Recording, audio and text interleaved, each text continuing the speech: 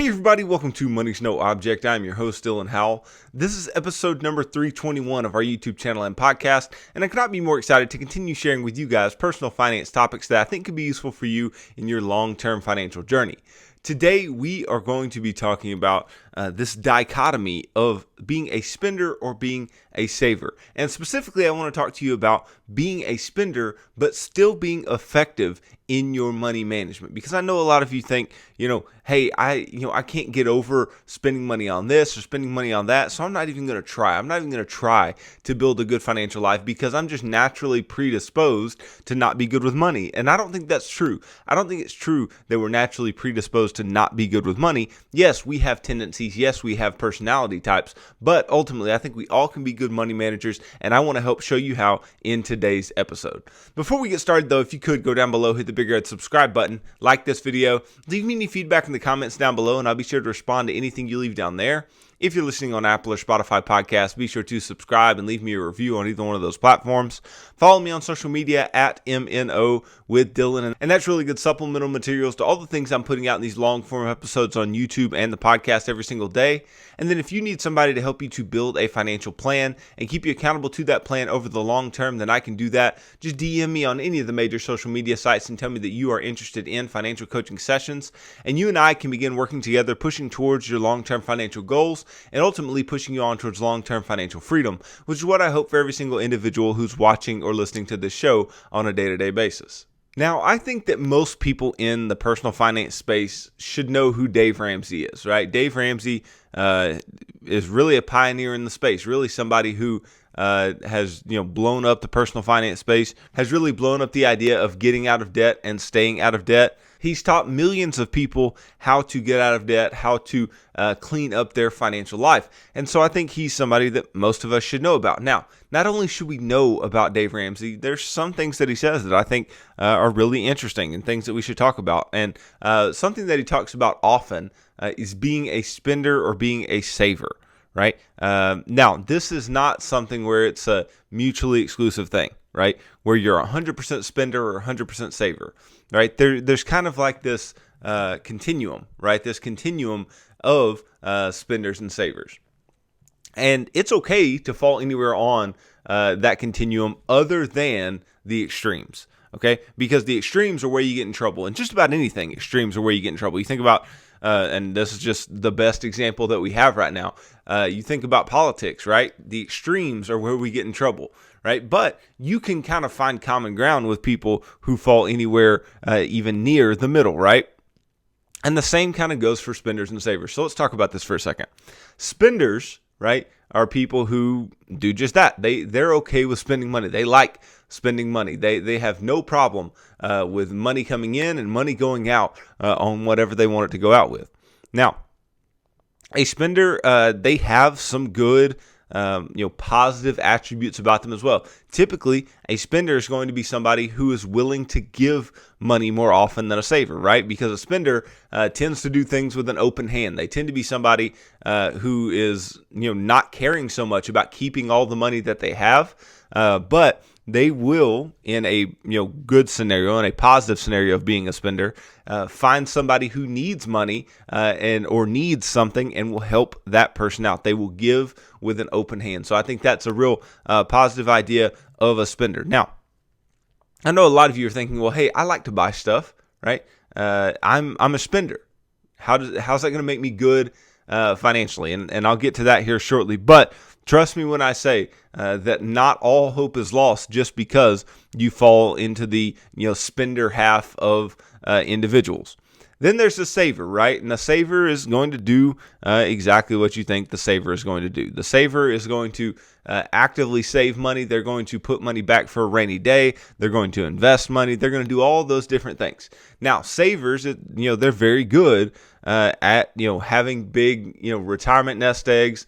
They're very good at contingency planning and making sure that everything's in line. They're pretty well organized, right? But just because you're a saver doesn't mean you're perfect with money. Doesn't mean you're great with money. As we talked about spenders being open-handed with their giving, savers might not be, right? Because if you're too extreme on the saver side, it makes you kind of, a miser, right? It makes you somebody who is really close-handed to everybody around them. And so they're just, trying to keep as much money as they can. And that is not a positive attribute when it comes to money management, right? You want to be generous in your money management because we no matter if we're a spender or a saver, we want to do the three things that you can do with money, right? You can give it, you can save it, and you can spend it. Now, obviously, savers and spenders are going to be stronger in each of those last two areas, right, depending on which one they are. But nonetheless, just because you are a saver or a spender does not mean it's a good thing, and it also does not make it a bad thing, right? So I gave you a good side of being a spender. Obviously, the bad side of being a spender is that you may not have any money left. Right, you're so open-handed, you're generous, but you also like to spend a lot of money on the things that you want. Right, so you may be somebody who is more willing to go into debt. You may be somebody who is more willing to spend money on frivolous things that you don't need with money that you don't have. Right, and that can be very, very negative. Now, I talked about a negative of being a saver, of being close-handed, but on the positive side, savers are going to have money. Savers are going to be individuals who end up building up good nest eggs. They have strong retirements. They're going to be able to organize their finances well, track their expenses, budget well, all these different types of things that are really crucial to good financial management.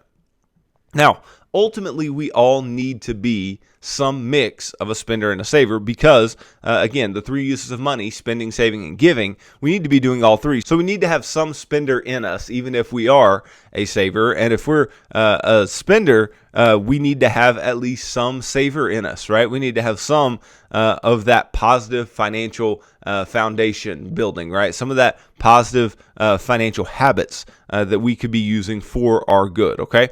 So the big question, though, and I think something that would speak to what a lot of you think about yourselves financially, is exactly how being a spender can be a good thing, right? How in the world can we as spenders build a good financial life?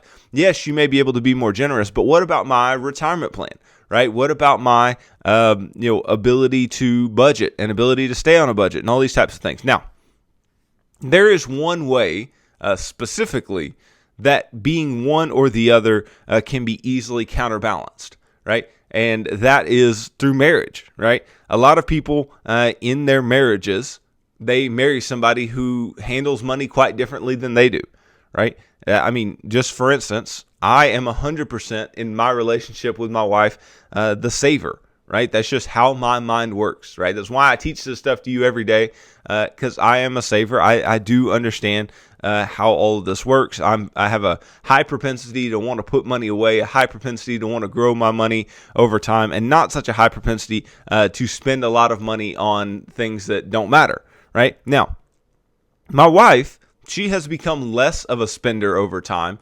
but again, I think as you work together with somebody who is on the different side of the spectrum as you are, right? This continuum.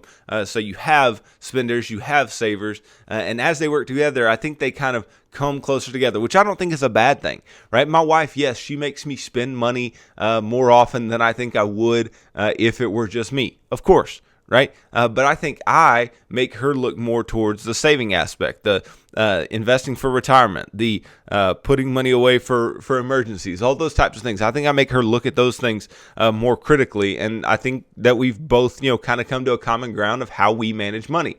But nonetheless, right, just because I'm the saver and she's the proverbial spender here, right, does not mean that either one of us are in the right, or it does not mean that either one of us are in the wrong. Now, as much as I would like to think that I'm in the right when it comes to money all the time, trying to get a finance PhD and I'm the saver guy, whatever, right?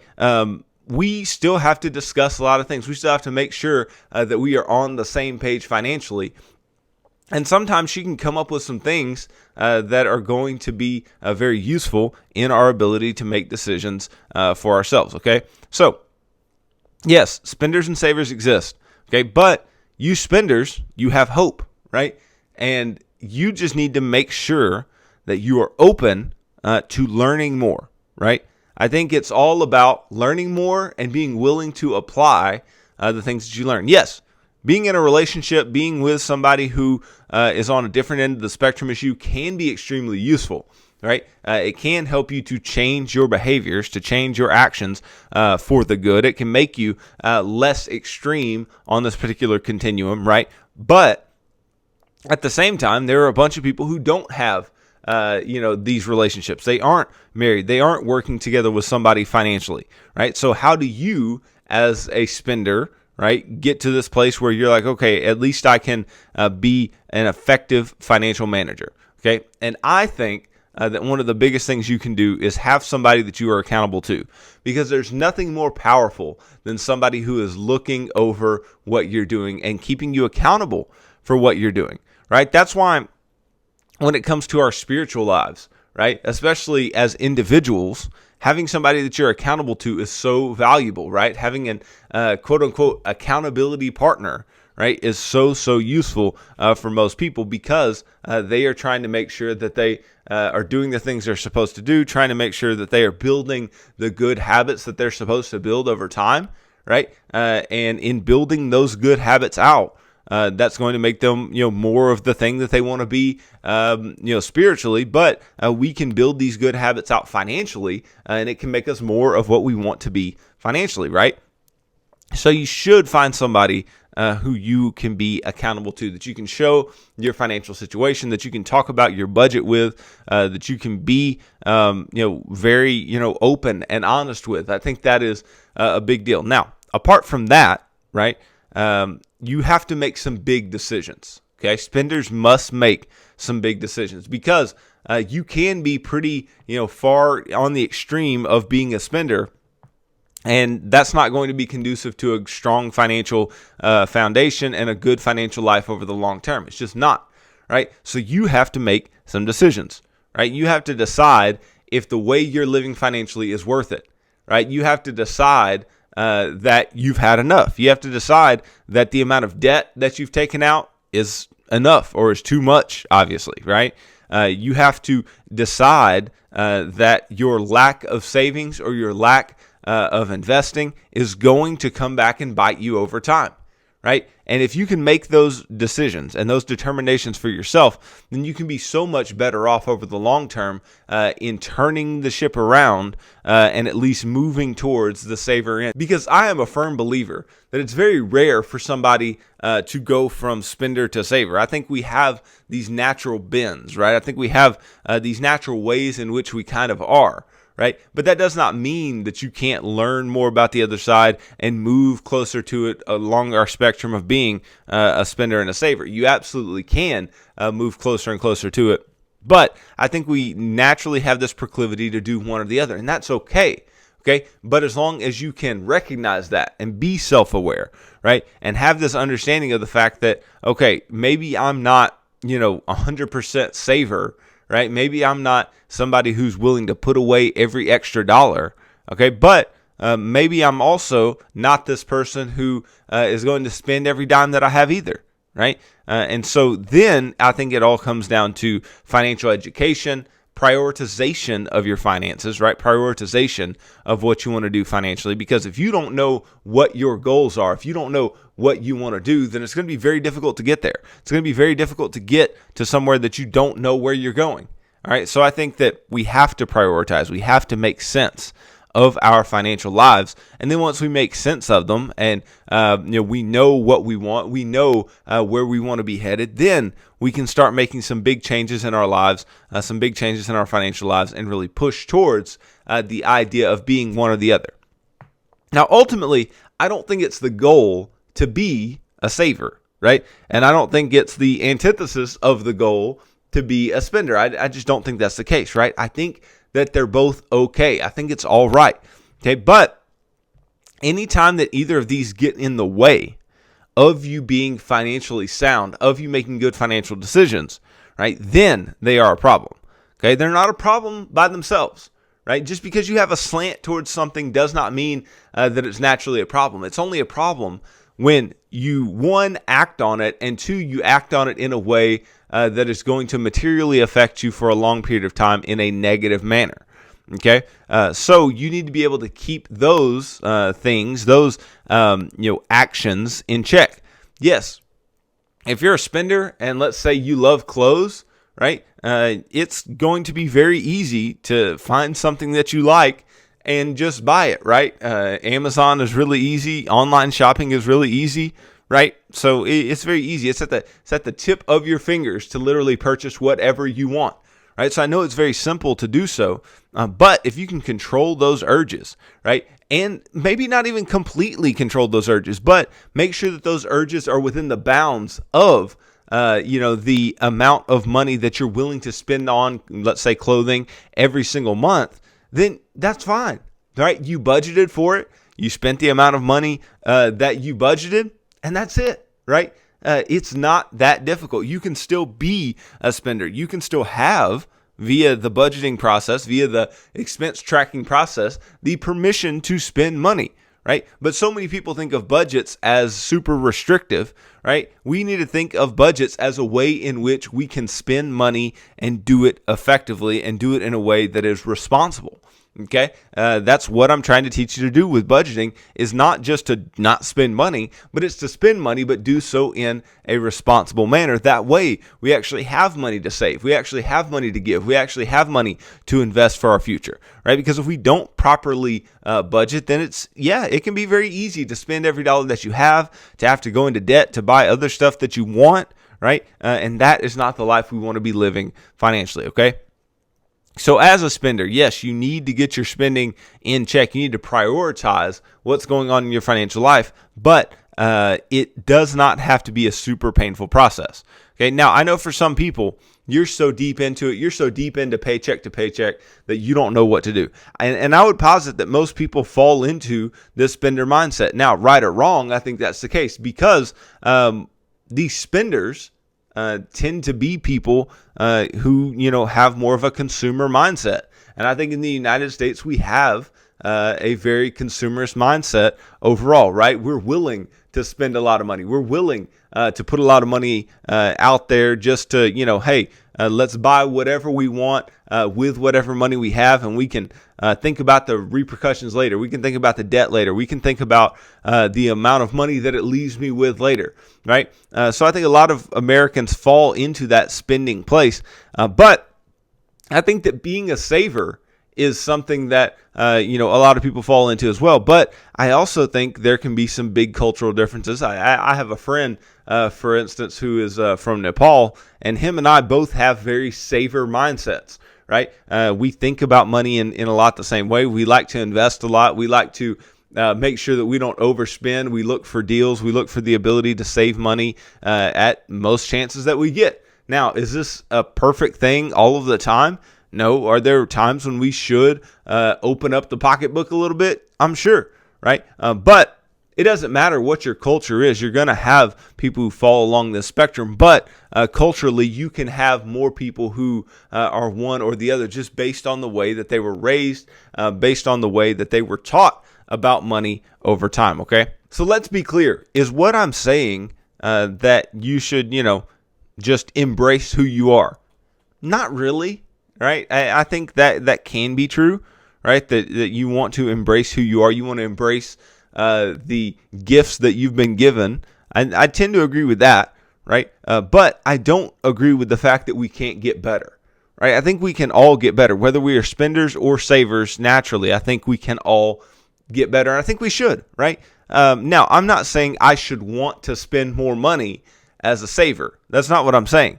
Right? But maybe I should want to be more generous if I'm a saver, right? Maybe I should, open up my hand a little more in that way as a saver. Or if I'm a spender, right, just because maybe I do track my expenses, or I do make sure that I'm trying to stay on a budget or whatever, which are all very good things that spenders need to be doing, right? That doesn't mean that maybe I can't, open up a little more to the idea of investing for the long term and putting money away in order to be there for a rainy day, right? Those things are all important. There are things that fall on all ends of the financial spectrum that are important to us, right? And it doesn't mean that we are wrong. It doesn't mean that the way that we are designed, the gifts that we have are wrong gifts. It just means that we have to maximize, just like anything else, right? Just like anything else. We know we have things about us that are strengths, right? And we try to do what? We try to maximize on our strengths, right? And minimize the weaknesses, right? And I think it's the same thing here, right?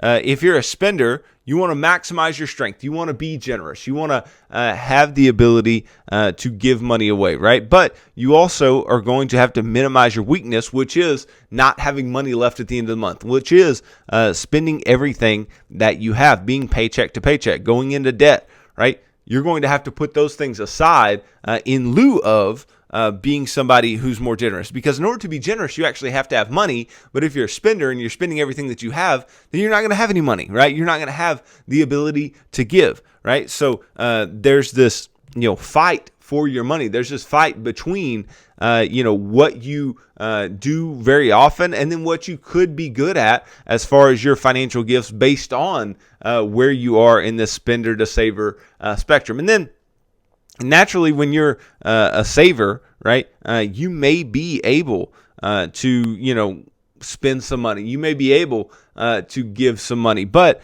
your primary focus is going to fall in that place of investing, in that place of saving. Now, savers can have this really hard time with when it's time to retire, when it's time to actually spend the money that they've saved over a long period of time. They have a hard time spending it because they are not naturally inclined to spend a bunch of money. They have this inclination of like, hey, I want that money to be there, right? They have this maybe even sense of security about money, right? That money needs to be there and that they've built it up and they don't want to blow it. They don't want to just waste it on whatever it is, even though the use of that money could, definitely not be wasteful, right? So they have to work in that place. We have to work in that place of being willing to spend the money that we said we were going to spend, right? A lot of people, a lot of savers specifically, will do budgets and then leave so much room in the budget at the end of the month. Now, there's nothing wrong with having some extra money in your budget, but savers will do it on purpose because we see it as this game. We see it as this game of like, oh, that's the maximum I'm going to spend in that place, so I'm going to try to spend less than that to make sure that I have more left over to save and invest, right? And that's not healthy either, right? We need to be healthy in the way that we think about our money, and so we need to be spending whatever we say we're going to spend in our budget. We need to be making sure that we are generous. We need to be doing all of the things that we can do to be financially healthy, regardless of if we are saver or if we are spender, because both have positive traits and both have very negative traits. Now, there's one thing I want you to understand is that change is difficult, right? It's not easy to change who you are. And it's even less easy to change from being at one of the extremes of this spectrum of saver and spender. Right? You need to change, though. If you fall on that spectrum and if you are further towards the extremes, you need to change because it's likely eating away at your ability to be financially successful over the long term.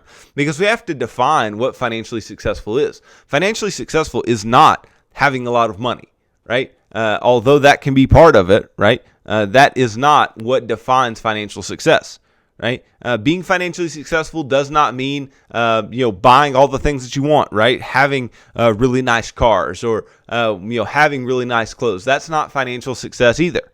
Okay. That's something that spenders can do. Financial success, in my opinion, right, is all about the idea of financial freedom.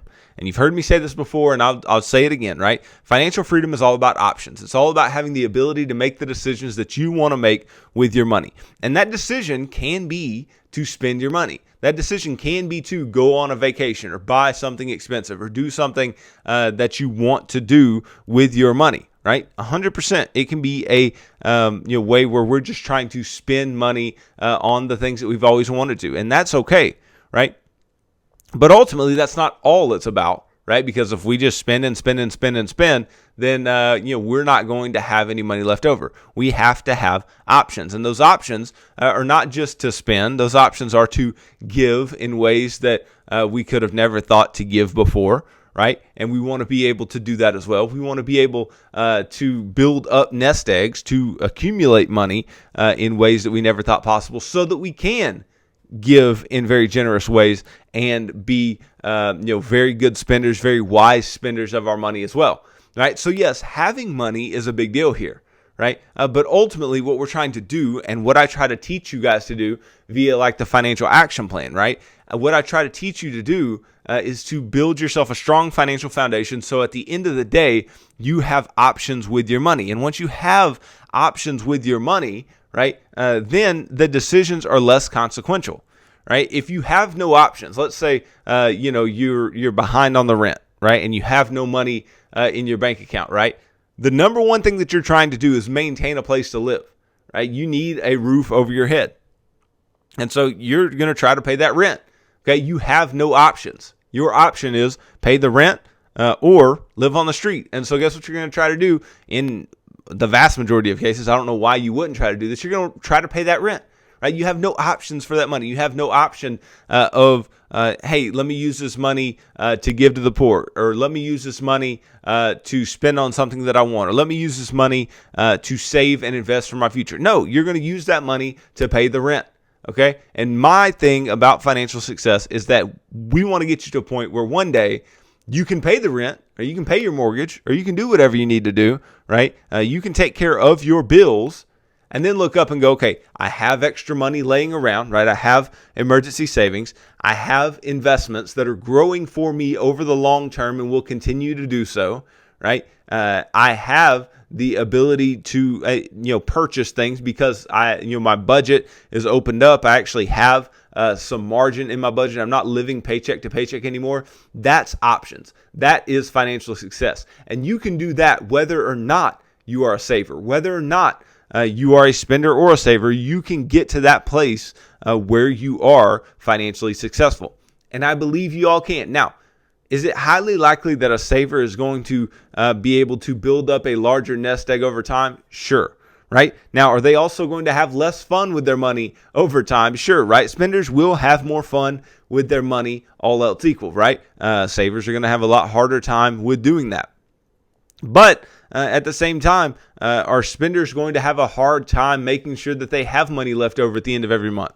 Sure, right? Are spenders going to find it hard to save money and put money away over the next 30 or 40 years and not, just cash that out and take that money and spend it? Of course they are, right? Again, there's pros and cons to both, but we just have to be very self-aware, understand where you fall, understand where your strengths are, where your weaknesses are, and ultimately just push towards this idea over the long term of being financially free, of having options with our money, of having the option to spend it, of having the option to save it, of having the option to ultimately give that money away.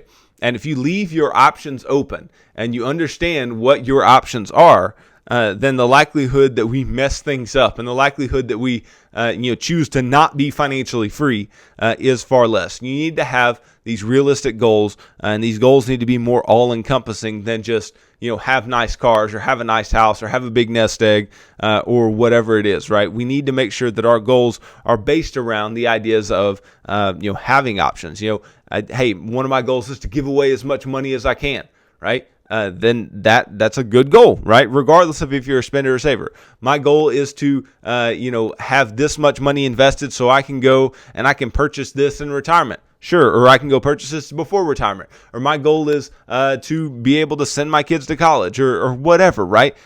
All of these things are good goals to have, and they all speak to the ability to be financially sound and make good financial decisions over the long term, regardless of whether you are a spender or a saver. So thanks for watching this video. If you could go down below, hit the big red subscribe button, like this video, leave me any feedback in the comments down below, and I'll be sure to respond to anything you leave down there. If you're listening on Apple or Spotify podcasts, be sure to subscribe and leave me a review on either one of those platforms. Follow me on social media at MNO with Dylan, and that's really good supplemental materials to all the things I'm putting out in these long form episodes on YouTube and the podcast every single day. And then if you need somebody to help you to build a financial plan and keep you accountable to that plan over the long term, then I can do that. Just DM me on any of the major social media sites and tell me that you are interested in financial coaching sessions, and you and I can begin working together, pushing towards your long-term financial goals and ultimately pushing you on towards long-term financial freedom, which is what I hope for every single individual who's watching or listening to the show on a day-to-day basis. So tune in tomorrow as I continue talking about personal finance topics that I think can be useful for you in your long-term financial journey. So thanks for tuning into this episode of Money's No Object. I'm your host, Dylan Howell. God bless.